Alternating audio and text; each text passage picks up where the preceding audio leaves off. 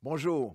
Aujourd'hui, dans votre café matinal, nous allons retrouver Jésus à un endroit et qui va faire quelque chose que peut-être tu ne soupçonnerais pas. Notre titre, c'est Tout ce que Jésus voit.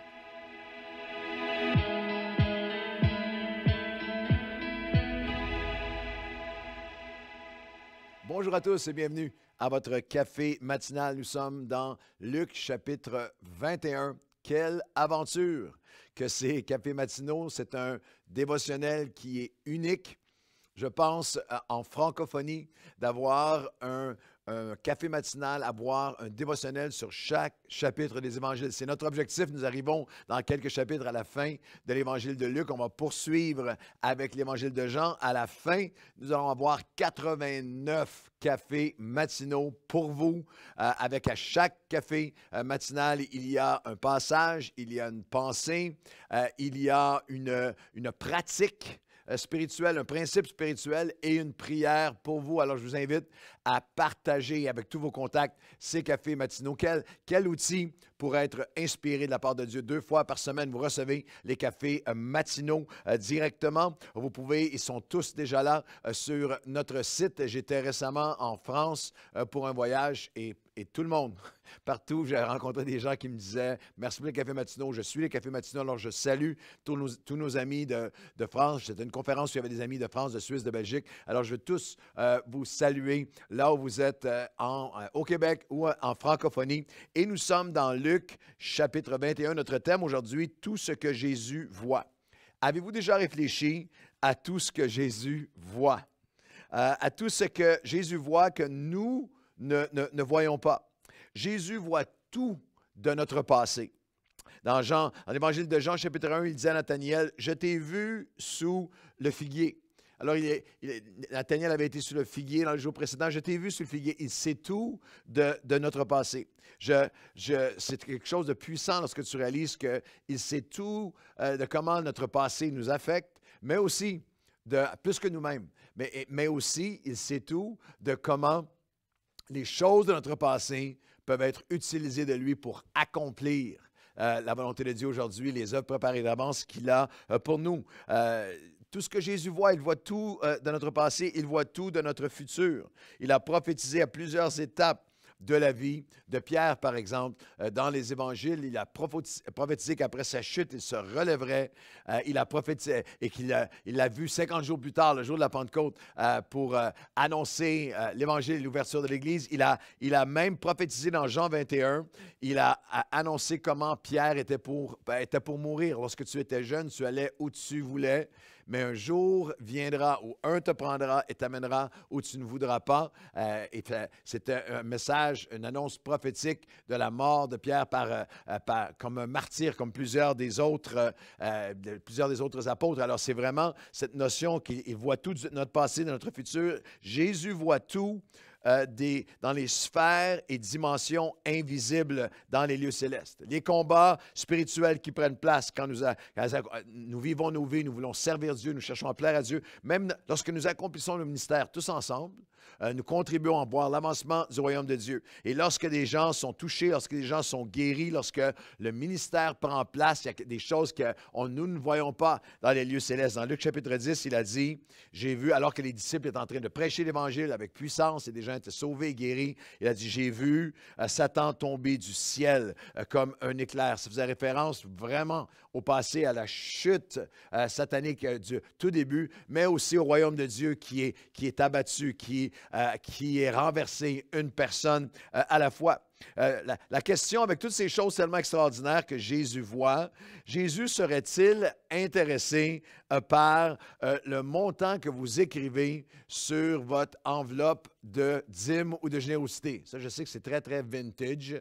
Il n'y a plus d'enveloppe à Nouvelle Vie. Même aujourd'hui, on ne prend même pas d'offrande physique les dimanches. Mais alors, est-ce que Jésus serait intéressé par quel est le montant de votre don en ligne? Ou est-ce que ce que vous avez donné comme sacrifice que personne ne voit, comme effort, comme prière, comme soutien, comme bénévolat, comme aide à ton voisin que personne n'a jamais vu?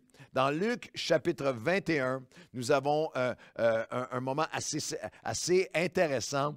Luc 21, et Jésus se retrouve à un endroit et faisant quelque chose qui va vous surprendre. Luc 21, versets 1 à 4, c'est notre chapitre aujourd'hui. Jésus, ayant levé les yeux, vit les riches qui mettaient leurs offrandes dans le tronc. Il vit aussi une pauvre veuve qui y mettait 2 petites pièces. Et il dit, je vous le dis en vérité, cette pauvre veuve a mis plus que tous les autres, car c'est de leur superflu que tous ceux-là ont mis des offrandes dans le tronc, mais elle a mis de son nécessaire, de tout ce qu'elle avait même pour vivre. Alors Jésus, nous pouvons être tellement obsédés. Il y a des sites Internet chrétiens qui focalisent là-dessus. On peut être tellement obsédé par ce que les gouvernements, les banques, les géants peuvent voir de nous ou savoir de nous et négliger ou oublier quelque chose qui est extrêmement important, infiniment plus important. Dieu est omniscient. Dieu voit tout de nous. L'omniscience, c'est il connaît et voit tout de nos vies. L'omniscience, c'est un terme théologique qui décrit un des attributs de Dieu. Il connaît et voit tout de vous et moi. Et non seulement ce que nous faisons, mais les motifs qui sont derrière ce que nous faisons, mais le pourquoi nous le faisons. Non seulement ce que nous faisons, mais qui nous sommes. C'est quoi le motif intérieur? Il y a un article que j'ai lu qui était intéressant par un dessinateur graphique d'une organisation chrétienne qui a raconté qu'il avait développé un concept qu'ils connaissent très bien en publicité, en graphisme et en développement avec les gens lorsque les gens font quelque chose, il y a toujours la bonne et la belle raison, mais il y a la vraie raison. Il y a le message. Voici mon message. Mais voici maintenant le vrai motif qui était derrière. Il cite une anecdote dans l'article sur le fondateur de la compagnie Ford, Henry Ford, il y a plusieurs années, avait promis un don de 5 000 $ à un hôpital local. Et le journal, et là les journaux sont venus, tout ça c'était plusieurs années, et le journal a publié « Henry Ford promet 50 000 $. Puis lui a appelé le journal en catastrophe, il dit « Hey, vous êtes trompé, je n'ai pas promis 50 000, j'ai promis 5 000 ». Alors, il les a appelés furieux. Alors, les journalistes lui ont dit « D'accord, nous allons publier demain une manchette disant que Henry Ford réduit son don de 45 000 $. Et croyez-le ou non, il a donné le 50 000 $ simplement pour sauver la face, pour les apparences. Et Jésus connaît et voit les vraies raisons et motivations en tout temps de nos actions. Et dans Luc 21, c'est la dernière, et ça c'est intéressant, c'est la dernière fois que Jésus va être dans le temple. C'est son ultime message public dans le temple. Et là, il va nous surprendre parce que son message est « Je vois ce que tu donnes ». À travers ce moment où il est littéralement au-dessus du tronc d'offrande, je vois ce que tu donnes. C'est son dernier message. Jésus voit les offrandes qui, je dirais de cette façon, il voit les offrandes qui ne font pas de bruit, que personne d'autre ne voit.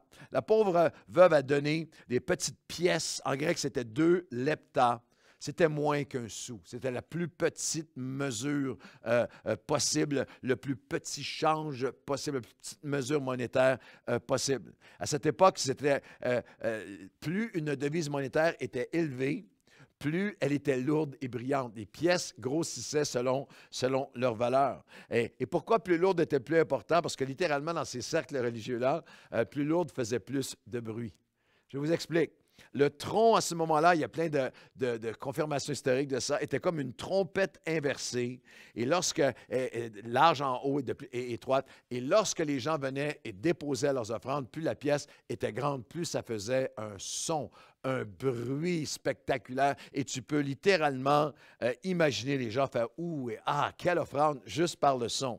Et l'offrande de la veuve n'a provoqué aucun son, aucun bruit, n'a pas été vue par les mesures humaines, mais elle a été vue par Jésus. Elle a été vue par Jésus.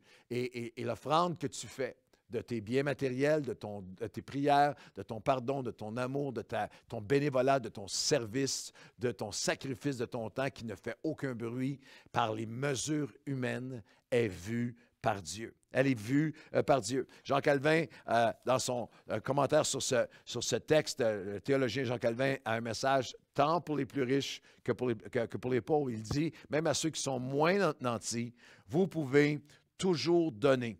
Ceux qui se considèrent moins nantis, peuvent aussi être aussi avares et égoïstes que les plus riches. Vous n'avez pas besoin d'avoir beaucoup pour être avare.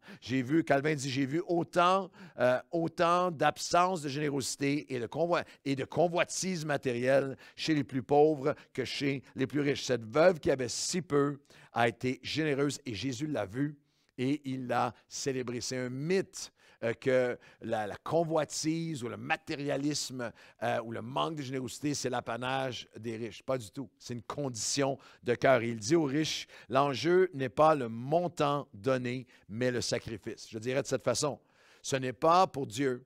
Notre générosité matérielle n'est pas, ou la générosité de nous-mêmes, n'est pas une question du spectaculaire sporadique. J'ai fait une grande offrande pour être vu. Non, c'est une question de sacrifice systématique. Une question de personne ne le voit et je donne. Et Jésus est encore aujourd'hui au-dessus du tronc des offrandes, non seulement financières, mais de ta vie, de ton temps, de ton service, de ta générosité, de ta bienveillance, de ton don de toi-même, de ton écoute, de ta patience, de ta prière envers quelqu'un, du don qui n'est pas entendu et vu par les hommes, mais qui est vu par Dieu. Alors, que devons-nous nous rappeler de Luc 21? Vous et moi, Jésus et la pauvre veuve généreuse. Qu'est-ce qu'on doit se rappeler? Qu'est-ce qu'on doit saisir de ce passage de Luc 21? Très important pour nous aujourd'hui. La première pensée, c'est que la seule personne en ce jour-là qui a vu ce qu'elle a donné est le seul qui compte. On fait souvent encore beaucoup de choses pour être vu, pour être reconnu, pour être apprécié, pour être aimé, pour être élevé, pour nous valoriser. Mais il y a une multitude de choses dans nos vies que seulement Dieu voit. Et ce jour-là, l'offrande a été vue par la seule personne qui compte, le Seigneur Jésus lui-même, devant qui nous allons rendre compte pour nos vies. Celui qui a dit, « J'étais nu, tu m'as couvert, j'avais faim, tu m'as nourri, j'avais soif, j'étais abandonné et tu es venu me visiter. » Alors, quelle que soit la saison de ta vie dans laquelle tu es, tout nouveau chrétien, jeune parent, des enfants, célibataire, occupé aux études ou chrétien qui a 20, 30, 40 ans, puis il y a une saison dans ta vie, ou dans le lieu secret, lorsque personne ne voyait de ton bénévolat, de ta générosité, de ton sacrifice financier pour l'œuvre de Dieu. Tu étais généreux et tu es dans une autre saison en ce moment. Je veux que tu saches que Jésus a encore les yeux au-dessus, si je peux le dire de cette façon, du tronc. Il a encore les yeux au-dessus de la coupe des offrandes de ta vie, de ce que tu donnes ou ne donnes pas. La seule personne qui a vu l'offrande ce jour-là était la seule qui compte. C'est devant Dieu que tu vis ta vie. C'est devant Dieu que nous donnons. C'est devant Dieu et c'est pour lui et c'est devant lui seul. Et ça, c'est quelque chose qui peut être saisissant pour toi de te ramener à un moment de... J'ai besoin de revenir à cette réalité. Et pour d'autres, c'est important de savoir que ce que personne d'autre ne voit, Dieu le voit. Il voit ta fidélité. Il voit ton sacrifice. Il voit ton offrande. Il voit ton bénévolat. Il voit ton pardon. Il voit ta prière dans le lieu secret. La deuxième pensée, c'est que Jésus voit et entend ce que personne d'autre ne voit et entend. Cette offrande n'a fait aucun bruit aux yeux des hommes, mais le royaume de Dieu, mondialement sur la terre, avance par des hommes et des femmes qui font des offrandes sans bruit, sans applaudissements, sans les foules, sans le spectaculaire, sans le web qui s'enflamme parce que tu as été fidèle la semaine dernière, mais le ciel voit ton don. Jésus célèbre et il bénit le sacrifice avec le surnaturel. Savez-vous ce que je crois vraiment? Je crois que ce récit de Jésus, dernière apparition dans le temple qui est pour nous, était aussi un rappel que cette veuve, alors qu'elle a donné, Jésus dit, elle a donné avec... les autres ont donné de leur superflu. Elle a donné avec sacrifice. Et je sais, par l'ensemble de l'enseignement de la Bible et par l'ensemble du témoignage des croyants de tous les âges et dans ma propre vie et celle de notre Église ici à Nouvelle Vie, qu'elle a eu des histoires extraordinaires de la bénédiction de Dieu à raconter parce qu'elle a donné. Que lorsque nous semons de cette façon, Dieu couvre de bénédictions, répand sa bénédiction. Je peux l'imaginer entrant au ciel et toutes les bénédictions, les histoires de la grâce et de la bénédiction de Dieu qu'elle avait à raconter. Jésus donne toujours une histoire surnaturelle à celui ou celle qui sème avec sacrifice. Alors la question aujourd'hui, vas-tu le laisser écrire une nouvelle page d'histoire de bénédiction dans ta vie? Alors, si c'est oui, vas-y. Il a encore les yeux sur toi. Sème, donne, offre-toi. Donne-lui cette offrande silencieuse et vois comment il va bénir ta vie entière. Que Dieu vous bénisse aujourd'hui alors que allez et soyez généreux, soyez abondants, soyez extravagants dans le don de vous-même. Ce que personne ne voit, Jésus le voit. Bonne journée.